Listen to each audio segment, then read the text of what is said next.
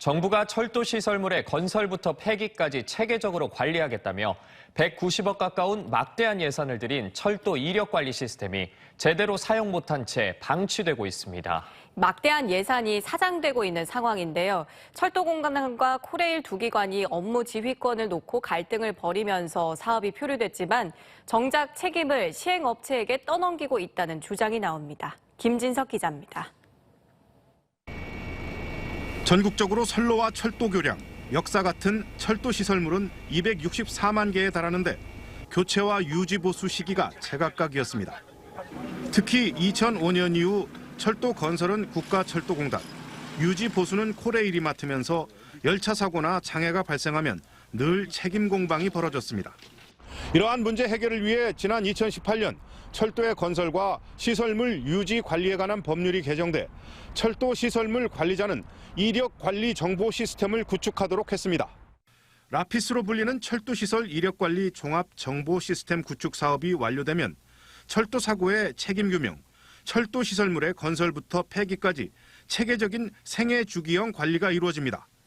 2018년 4월 대전 선화동의 한 빌딩에 시행처인 국가철도공단이 라피스 사업단을 구성하고 사업을 본격 시작했습니다.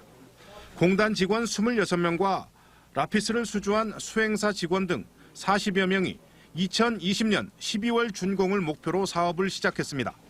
하지만 189억 원에 달하는 국토교통부의 예산을 투입하고도 18개월이 지난 현재까지 사업은 언제 끝날지 알 수 없습니다. 공단 측은 감리 과정에서 586건의 품질 결함이 무더기로 발견됐고 이에 따른 설계 변경 등으로 사업 준공이 지연됐다는 겁니다.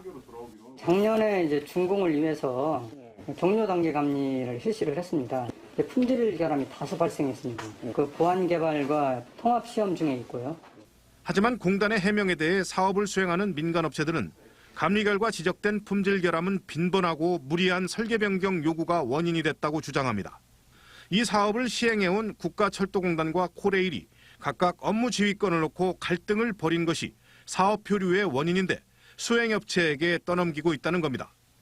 시스템의 운영 방안, 전산실 이전으로 국가철도공단은 한국철도공사의 업무를 배제시켰고 두 기관의 갈등으로 한국철도공사의 업무 복귀까지 사업이 표류하게 되었습니다.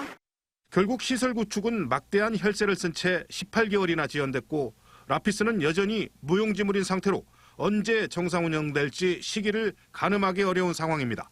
TJB 김진석입니다.